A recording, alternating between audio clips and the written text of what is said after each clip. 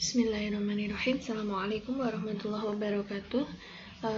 Alhamdulillah kita diberikan kesempatan oleh Allah untuk kita bertemu lagi untuk mengkaji salah satu ilmu Allah, yaitu ilmu kimia, yang mana bagian di dalamnya ada kimia organik begitu ya. Kita masuk saja langsung ke bab selanjutnya, yaitu mengenai alkil halida. Memang sengaja untuk yang alkena alkuna pun tidak saya terangkan dulu mengenai reaksinya, karena nanti akan saya terangkan dulu mengenai apa itu mekanisme reaksi, kemudian apa itu nukleofil, elektrofil, karbokation, bagaimana kestabilannya dan lain sebagainya, itu dulu terlebih dahulu. Jadi nanti untuk reaksinya itu akan saya kaji secara mekanisme reaksi secara globalnya begitu ya.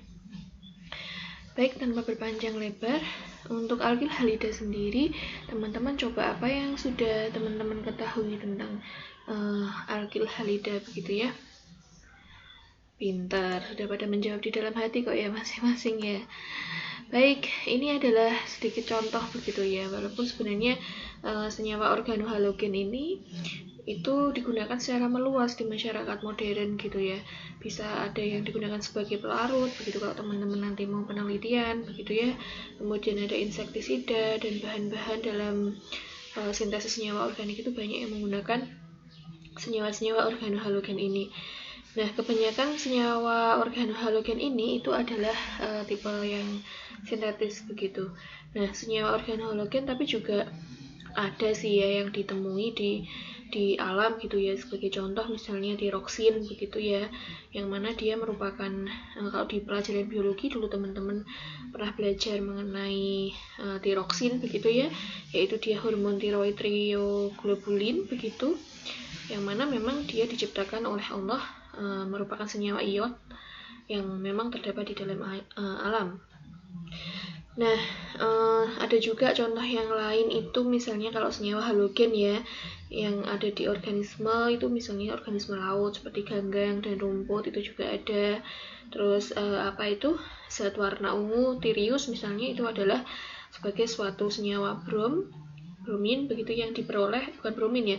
Jadi dia mengandung brom begitu di dalamnya, yang diperoleh dalam jumlah kecil, dan juga dia diambil biasanya yang zat warna ungu Tirius ini adalah dari jenis langka siput begitu ya, yang ada di Pulau Kreta. Nah, pewarna ini dulu kalanya yang pewarna ungu Tirius ini dari siput ini biasanya digunakan oleh keluarga Raja Phoenix begitu ya, yang ada dan sesudah itu juga digunakan oleh bangsa Romawi begitu, sehingga sering dikenal kalau di luar begitu ya, di negara barat itu ungu kerajaan atau keturunan ungu begitu, ungu Tirius ini. Nah, tapi di sisi lain juga mungkin kalau yang yang senyawa ungu Tirius begitu ya, itu mungkin kan teman-teman jarang berinteraksi, tapi kalau ini misalnya ini teman-teman mungkin sering berinteraksi sama ini polivinil klorida begitu ya. Jadi terus kemudian ada DDT ini yang banyak digunakan mungkin teman-teman yang basically di daerahnya begitu masih banyak sawah atau bahkan punya sawah sendiri. Ini yang zaman dulu banyak digunakan ya, dikloro, difenil, trikloroeten, etana gitu ya. Dia banyak digunakan oleh para petani, tapi memang sudah lama sebenarnya ya dilarang begitu penggunaannya, dikarenakan memang sifat toksisitasnya yang cukup berbahaya dan sifat yang persisten dari si senyawa ini begitu ya. Jadi senyawa ini itu kalau misalnya dia disemprotkan ke padi begitu, padinya kita makan ya dia tetap akan ada di dalam makanan kita begitu. Jadi senyawa organohalogen ini banyak yang sifatnya juga beracun atau toksik dan harus digunakan dalam jumlah yang hati-hati gitu. Contoh yang lain lagi misalnya selain ini kalau PVC enggak ya. Selain DDT ini juga ada CCl4 itu karbon tetraklorida dan kloroform begitu ya, yang mana kalau di lab itu sering banyak digunakan begitu ya. Dan ini hati-hati nanti teman-teman kalau misalnya sudah masuk secara offline, kemudian berinteraksi mengharuskan teman-teman untuk berinteraksi dengan senyawa-senyawa ini, maka ini bisa mengakibatkan kerusakan liver atau hati bila dihirup secara berlebihan. Oleh karena itu harus diwaspadai begitu ya, dan keselamatan itu menjadi penting. Nah, ini adalah insektisida yang dulu sering digunakan begitu, karena memang penggunaannya itu cukup banyak begitu ya, karena efektivitasnya dia dalam membunuh begitu ya, membunuh serangga-serangga yang mengganggu tanaman.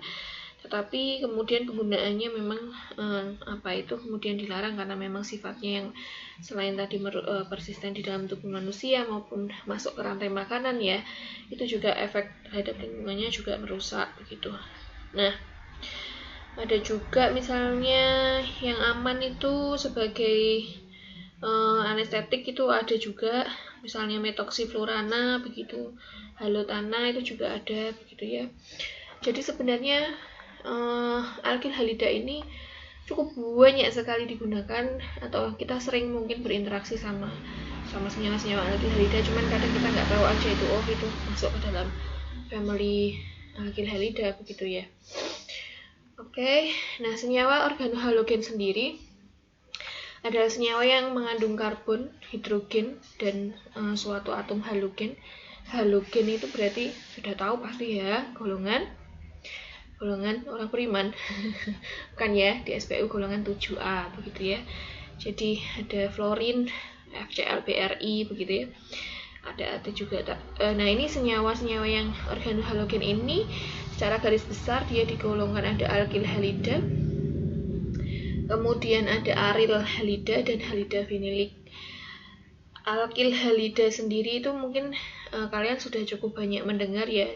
Kalau alkyl halida itu dia dimana suatu halogen di sini, ini contohnya adalah Cl di sini ya, terus terikat kepada R atau rantai alkyl atau rantai alkana gitu ya. Jadi ada R, kemudian ini biasanya halogen itu disimbolkan dengan X begitu. Sementara kalau aryl halida, bukan aryl Noah ya, aryl halida itu dimana sebuah halida atau sebuah halogen itu dia terikat kepada suatu karbon dari cincin aromatis. Nah, ini adalah cincin benzena, salah satu contoh cincin aromatis. Kalau dia sebagai cabang namanya biasanya disebut sebagai cabang fenil gitu ya. Ada buku yang menuliskan ini tuh bulat gitu ya, bulat gitu ya. Nah, itu sama dengan ini. Ini adalah suatu aryl halida. Arylnya dari aromatis ini, halidanya adalah dari BR-nya ini. Sementara kalau halida vinilik itu adalah sebuah halogennya Cl di sini, yang mana dia terikat pada suatu karbon yang mengandung ikatan rangkap. Ini halida vinilik, tadi di depan sudah ada polivinil klorida atau PVC itu ya. Ya, ini salah satu bahan bakunya begitu, yaitu plastik gitu ya, biasanya plastik yang dibuat untuk bikin pipa, bahan bangunan, piringan hitam, kantong sampah gitu ya. Ini senyawanya, ini bahan bakunya. Kalau yang ini kita ulangi lagi ya, yang ini adalah RX gitu ya. Kalau ini biasanya disimbolkan dengan AR dari aromatis ya, AR X-nya itu adalah halidanya itu atau halogennya itu begitu ya. Nah,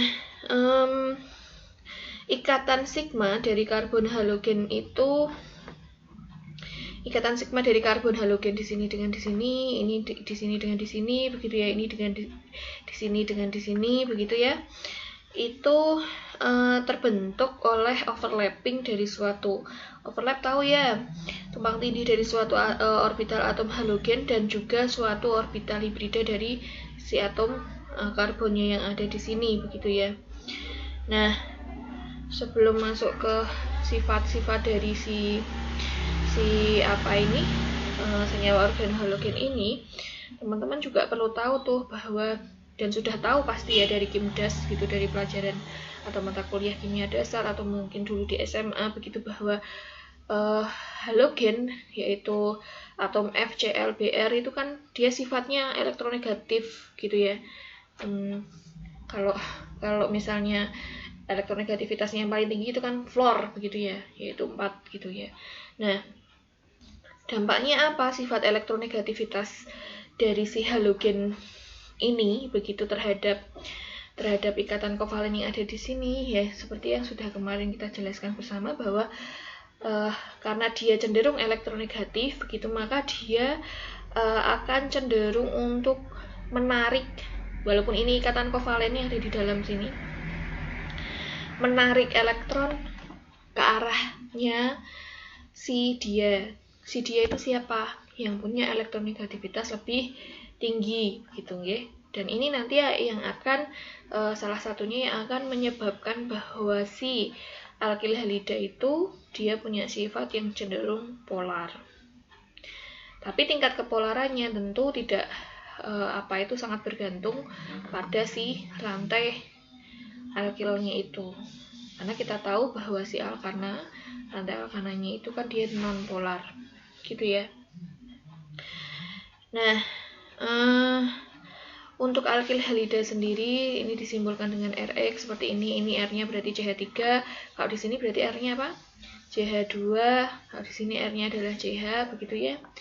Jadi karena C itu bisa memegang 4 tangan, maka keempat tangannya itu bisa digantikan dengan si X-nya ini halogen. Nah, ini kayak ini. Ini berarti satu tangannya digantikan oleh Cl. Ini 2 tangannya digantikan oleh Br. Ini 3 tangannya digantikan oleh Cl. Nah, ini untuk ini klasifikasi dari alkil halida sendiri itu ini menjadi salah satu hal yang sangat penting.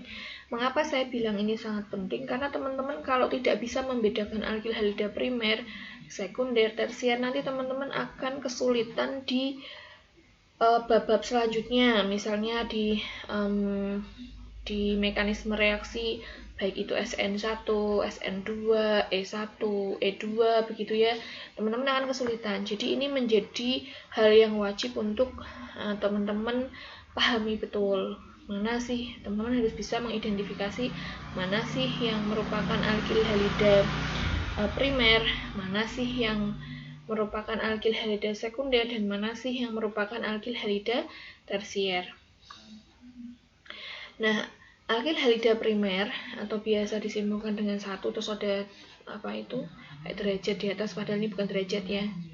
Ini alkil halida primer itu terjadi ketika satu karbon yang terikat pada karbon alfa CX. Maksudnya apa? C ujung, ini saya menyebutnya C ujung ya. C ujung itu adalah C yang langsung terikat kepada halogennya. Di sini disimbolkan X. Saya ulangi, C ujung itu adalah C yang langsung terikat di halogennya ini. Kalau di sini berarti C ujungnya yaitu C ini, gitu ya. Nah, alkil halida primer itu adalah alkil halida yang dia atom karbonnya ini, C ujungnya ini terikat pada satu buah atom karbon, gitu ya. Jadi dia terikat di dalam satu buah atom karbon, maka si alkil halida ini dikatakan sebagai alkil halida primer. Kalau alkil halida sekunder begitu ya, C ujungnya ini kan C terikat pada X ya, makanya ini disebut sebagai C ujung. C ujungnya ini terikat pada 2 buah atom C yang lain, gitu ya. Nah, kalau alkil halida tersier berarti C ujungnya ini terikat kepada 3 buah atom C yang lain. Gampang ya membedakannya. Sebenarnya ada satu lagi yaitu metil halida ya. Metil halida berarti ya CH3 terus kemudian ada halogen gitu aja. Nah, coba kalau yang ini berarti dia masuk alkil halida primer, sekunder atau tersier. Tulis di komen bawah ya. Oke. Pintar yang sudah menjawab jawabannya. Nah, karena ini C ujungnya ini di sini, dia terikat pada berapa atom C yang lain? Oh, dia terikat pada 1 atom C yang lain, maka dia disebut sebagai alkil halida primer. Lalu bagaimana kalau yang ini? Silahkan teman-teman pause dulu video ini, kemudian dijawab dulu, tulis di kolom komentar. Jangan takut salah, kalau takut salah nanti malah takut memulai sesuatu. Jadi tuliskan dulu di kolom komentar, baru nanti di play lagi untuk mendapatkan jawabannya. Baik, sudah? Oke, kita bahas ya. Baik, yang pertama, siapa yang menjawab bahwa yang pertama ini adalah alkil halida primer? Ngacung. Ya, saudara, benar. Betul ya. Kenapa kok alkil halida primer? Lihat C ujung. C ujungnya sebelah mana? Ini, atau ini? Ini, Bu. Lah, bunyinya ini semua ya. Ya, C ujungnya yang ini di sini ya, karena dia langsung terikat sama Cl. C ujungnya terikat hanya pada C yang ini kan? Ya, berarti terikat pada satu buah C saja, maka dia dikatakan alkil halida primer. Pinter buat semuanya. Yang salah jangan berkecil hati, dipahami kembali. Baik, yang kedua, siapa yang menjawab ini sekunder? Iya, saudara, belum benar. Tidak apa-apa, dicoba lagi gitu ya. Jawabannya apa harusnya? Dia adalah alkil halida tersier. Kenapa kok bisa begitu? C ujungnya mana C ujung? C ujungnya di sini kan? C ujung di sini. C ujung yang di sini terikat kepada berapa atom C? Kita lihat yuk. 1, 2, 3. Maka dia disebut sebagai alkil halida tersier. Yang sudah menjawab tersier, bagus. Selamat. Lalu sekarang yang di sini. Yang C ini alkil halida apa? Iya, pintar. Alkil halida sekunder. Kenapa? Karena C ujung yang di sini, C ujungnya ini kan di sini, itu mengikat 2 atom C yang lain. Nah, yang ini dikerjakan sendiri ya. Ya, nanti dijawab di learning begitu ya. Nanti saya kasih petunjuk lagi untuk proses penjawabannya dan pengiriman tugasnya ini. Silahkan di screen capture dulu. Ini tugas yang pertama. Kita lanjutkan ke tata nama. Sebenarnya untuk tata nama alkil halida itu dia mirip sama si alkana ya, kalau sistem IUPAC-nya. Jadi rantai utamanya tetap adalah rantai alkananya, begitu. Makanya di belakangnya itu tetap nama family-nya adalah nama family ana, begitu ya belakangnya.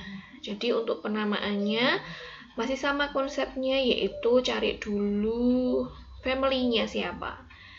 Ya, family-nya siapa. Nah, family-nya itu ditentukan sama rantai utama. Nah, rantai utamanya itu adalah ditentukan oleh rantai karbon terpanjang. Gitu ya. Nah, rantai utamanya adalah rantai karbon terpanjang.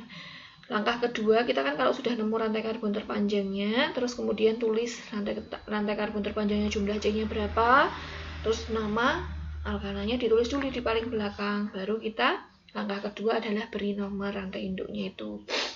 Nah, cara memberi nomornya itu adalah sama dengan si alkana kemarin, cari ujung terdekat dengan cabang pertama. Artinya usahakan untuk cabang itu mendapatkan angka yang kecil. Minta tolong ambilin charger laptop ya. Ya. Baik, kita lanjutkan. Contoh ini di sini. Di sini ini rantai utamanya ada berapa? Ada berapa C? Ya, rantai utamanya yang ini ya. Nah, di sini ada 7 buah. Berarti kita langsung tuliskan di sini. Nama family-nya adalah heptana. Terus baru ngurusin cabang. Nah, setelah kita ngurusin cabangnya gimana? Mengurusi cabangnya itu kita kasih nomor. Kasih nomor. Nah, kasih nomornya dari mana? Dari kiri apa dari kanan? Ayo. Ini kalau kondisinya seperti ini, kalau misalnya ini kita dari sebelah sini ya. Misal kita dari sebelah sini. Nah, kalau dari sebelah sini berarti kan ini cabang yang pertama ini kan berarti nomornya adalah 3 begitu ya, 3, 4 sama 3, 4, 6 gitu ya. Nah, sementara kalau di sini ini dimulai dari 2. Nah, maka dari itu kita memilih untuk memberikan nomor di yang sebelah kiri begitu ya. Ini kita lihat di sebelah kiri ada 2. Terus kemudian ada cabang ya di nomor 2, di nomor 4. Ini cabangnya sama kebetulan. Metil, berarti kan kita tulis dulu 2,4. Terus karena 2 metil berarti dimetil. Terus kemudian ada cabang lagi 5 bromo. Begitu ya, kita tulis dulu cabangnya 5 bromo. Baru setelah itu diurutkan sesuai dengan abjad. Cara menaruhnya gitu ya, baru masukkan di depannya si nama family-nya tadi. Karena abjadnya B, ini kan cabang bromo. Kalau F berarti fluoro, Cl berarti kloro, begitu ya. I berarti iodo, begitu. Nah, maka tinggal kita susun, 5 bromo, terus 2,4 dimetil. Jangan lupa, ini yang sering kelupaan adalah memisahkan antara angka dengan huruf. Itu harus ada strip di sini. Kalau memisahkan angka dengan angka, kita kasih koma. Nah, jika ada atom halogen yang sama, lebih dari satu, sama sih konsepnya ya kayak yang di alkana, kita beri awalan di tri tetra gitu ya. Sama kayak ini misalnya, di sini di nomor 1 sama nomor 2 ada cabang yang sama kloro, maka cabangnya 1,2 di kloro gitu. Sama dengan dulu ya. Terus kalau ada halogen-halogen yang berbeda, itu kita urutkan ya, diurut kayak ini. Ada Br, ada Cl begitu ya. Maka kita urutkan namanya, penataannya itu diurutkan sesuai dengan abjadnya, begitu ya. Contoh ini bromo, bromo di nomor 1 ya, berarti nanti 1 bromo, ini di nomor berapa nih Cl? 1, 2, 3, berarti di nomor 3, berarti 3 kloro, terus ada cabang apa lagi, begitu ya. Jadi apa itu menuliskannya sesuai urut abjadnya, menatanya sesuai urut abjadnya. Nah, ini contoh yang lain lagi, tapi ini dalam bentuk bahasa Inggris, jadi jangan bingung ya. Hexane di sini berarti hexana. Jadi tadi ditulis dulu nama family-nya apa, terus kemudian baru ngurusin cabang. Cara penomoran cabangnya harus melihat dulu cabang yang paling dekat, atau kalau bisa usahakan cabang itu mendapatkan nomor yang terkecil. Ini juga sama, tadi sudah diterangkan juga. Silahkan ini ditulis juga namanya apa sambil latihan. Coba ini namanya apa? Sudah kadung ditulis ya tadi sama Bu Anita ya. Ini ada 5 bromo, kemudian ada 2,4 karena di sini ada metil, maka kita tambahkan di. Oh ya, untuk di itu karena dia kan tambahan awalan ya. Jadi mengurutkan abjadnya itu bukan D sama B, tapi B sama M. Bromo sama metil. Ya, B sama M dia sebagai cabangnya. Karena awalan di tri tetra itu kan menunjukkan bahwa dia ada 2 metil begitu kan ya, ada 2 buah cabang metil begitu, sehingga tidak masuk di urutan abjadnya. Yang diurutkan abjadnya itu adalah cabangnya. Ini juga sama namanya. Nah, kita coba yuk, silahkan ini di pause dulu, kalian coba tulis dulu jawabannya. Kalau sudah selesai baru kemudian kita kalian nyalakan lagi videonya. Baik, yang di sini, yuk, sudah ketemu semua? Sip, sudah ketemu ya. Tadi sudah dikerjakan dulu sama teman-teman. Yuk, yang pertama kita bahas. Ini rantai utamanya adalah etana. Kita taruh di sini etana. Ada cabang iodo di sini. Maka dia boleh ditulis 1 iodo, tapi kan kalau 1 di awal boleh dihapus ya, begitu. Jadi boleh ditulis 1 iodo etana, itu juga nggak apa-apa. Yang ini rantai utamanya 1, 2, 3, 4, berarti adalah butana. Ada cabang apa? Kloro, berarti ada 1 kloro butana. Boleh ditulis, boleh enggak kalau 1 di depannya. Terus ini di sini. Nah, ini kan sebenarnya bisa kita tulis di sini ya, BR-nya di sini, di ikatan di sini, BR-nya ada di sini. Berarti rantai utamanya adalah 2 buah C, berarti etana. Terus ada cabang di nomor 1 dan nomor 2, berarti ada 1, 2, dibromoetana. Terus kemudian di sini ini kan Cl3. Cl3 ini berarti kan ada buah 1, 2, 3. Berarti ada 3 buah Cl. Maka rantai utamanya adalah tetap metana ini. Sehingga kita taruh dulu di sini metana, terus kemudian trichlorometana. Nah, 111 gitu kan, 111 di depan itu kan boleh ditulis boleh enggak. Kalau yang ini Cl, tapi rantai utamanya adalah tetap sebuah C, alkananya 1, berarti metana, sehingga kita sebut sebagai tetrachlorometana. Gitu ya. Nah, ini tugas yang nomor 2. Silahkan teman-teman coba kerjakan. Nanti saya tulis penjelasannya di e-learning ya. Untuk tugas yang ini pengumpulannya bagaimana? Di screen capture dulu, silakan di screen capture dulu sama teman-teman semua. Nah, laptopnya capture-nya habis. Sudah di screen capture? Baik, kita lanjutkan. Kita masuk ke sifat fisis dari si alkil halida. Nah, kita lihat dulu bahwa apa itu si alkil halida ini, kita lihat dulu kalau mau menentukan sifat fisis dari suatu senyawa begitu ya. Kita harus melihat dulu basicnya adalah di ikatannya. Nah, kita lihat di sini bahwa siapa itu alkil halida atau halogennya sendiri itu kan tadi dia cenderung untuk memiliki elektronegativitas yang cukup tinggi, yang artinya berarti dia cenderung untuk menarik awan elektron atau elektronnya itu ke arah dirinya begitu ya.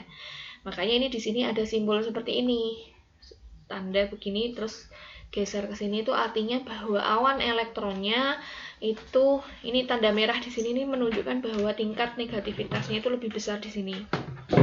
Ya, jadi awan elektronnya ditarik ke dia semua. Begitu, sehingga dampak berikutnya awan elektron itu akan menjadi terkutup. Terkutup itu apa ya? Terpolarkan atau tidak merata, tidak terbagi merata karena kenegatifannya itu ditarik ke arah dia, sehingga di sini kemudian muncullah tanda parsial negatif.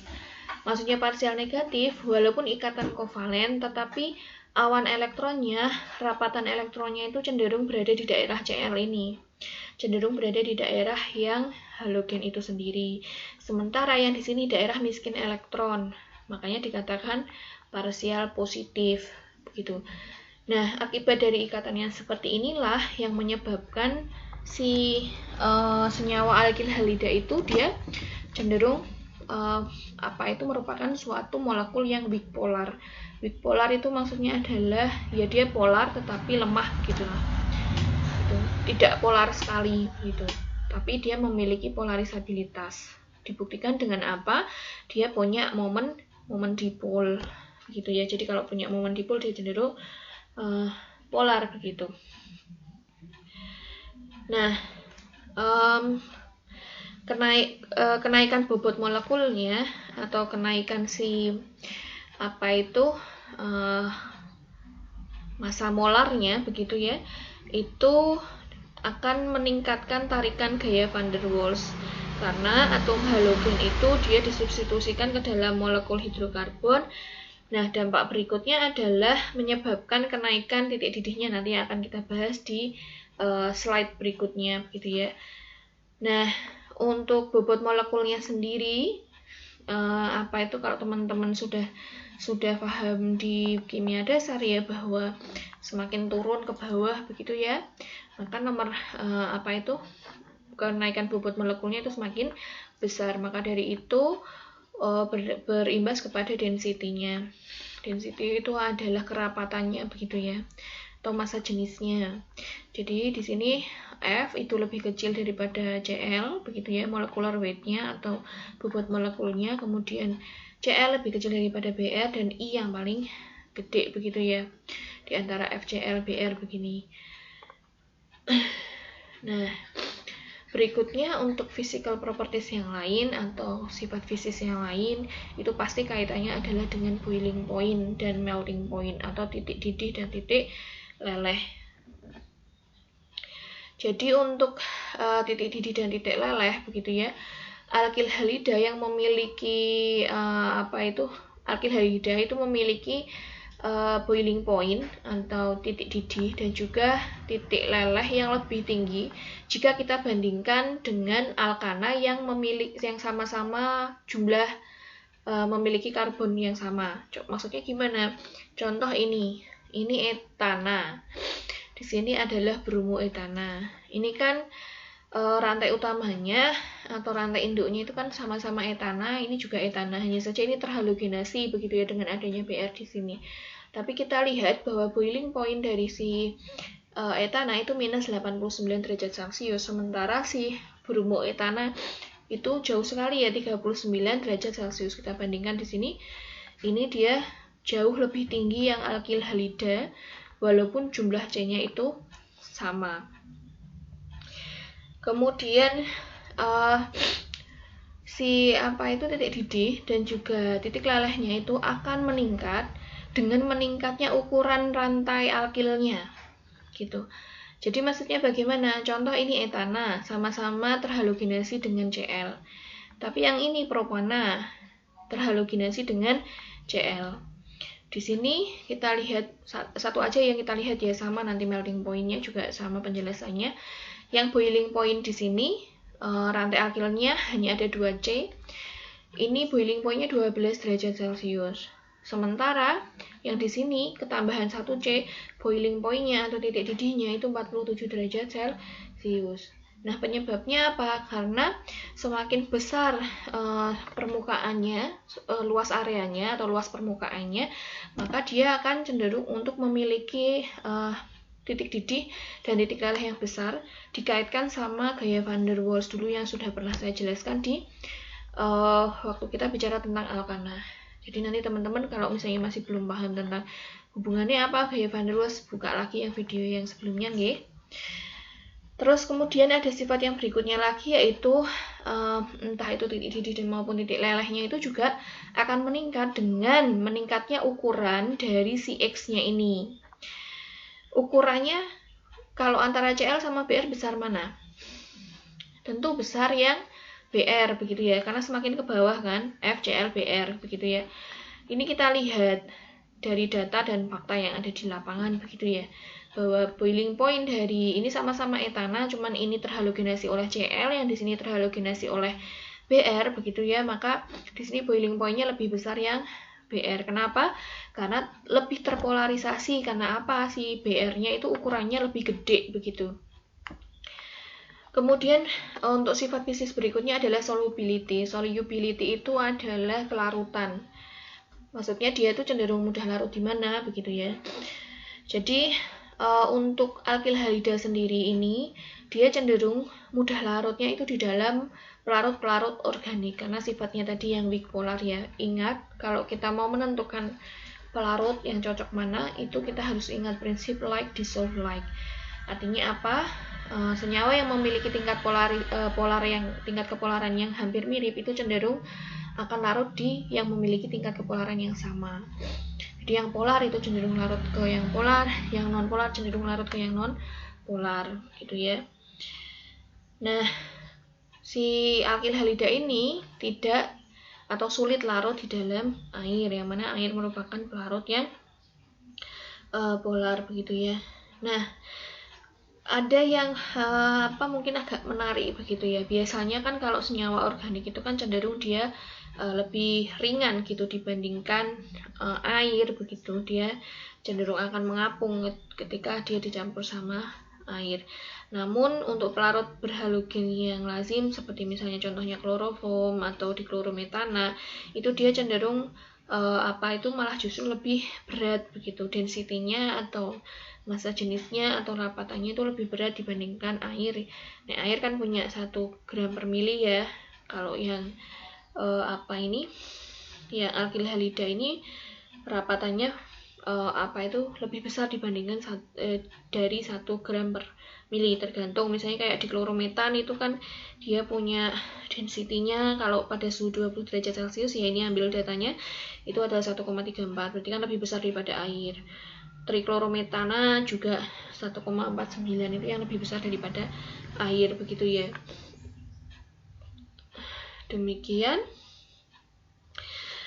Nah, teman-teman, ini yang ketiga, soal yang ketiga, tugas yang ketiga. Silahkan teman-teman screen capture dulu. Jadi prediksikan berdasarkan ikatannya, berdasarkan sifat-sifat, intinya berdasarkan pola ikatan di dalamnya, itu mana yang lebih tinggi titik didihnya. Kemudian teman-teman silahkan cocokkan dengan data atau fakta laboratorium yang ada. Teman-teman bisa cari di MSDS ya. Misalnya teman-teman ini kaji dulu berdasarkan ikatannya, dijelaskan bromobutana sama klorobutana itu lebih tinggi yang mana, alasannya apa kalau ditinjau dari segi ikatan. Kemudian teman-teman cari di MSDS realnya, begitu, realnya antara bromobutana itu titik didihnya berapa, klorobutana berapa. Terus yang nomor 2 ini ya, gitu. Jadi ada 3 soal yang mana ini tugasnya ada 3 tadi di 3 slide tadi yang sudah saya jelaskan. Demikian untuk pertemuan hari ini. Mohon maaf jika ada salah-salah kata, dan satu kuncinya adalah tetap semangat dan jangan dibikin sebagai beban. Semoga Allah senantiasa memberikan kita kebahagiaan, kekuatan, dan keridhaan utamanya, yang utama itu adalah keridhaannya dalam kita mengkaji ilmu Allah. Demikian, mohon maaf atas salah kata. Wallahul muwaffiq ila aqwamit thoriq. Assalamualaikum warahmatullahi wabarakatuh.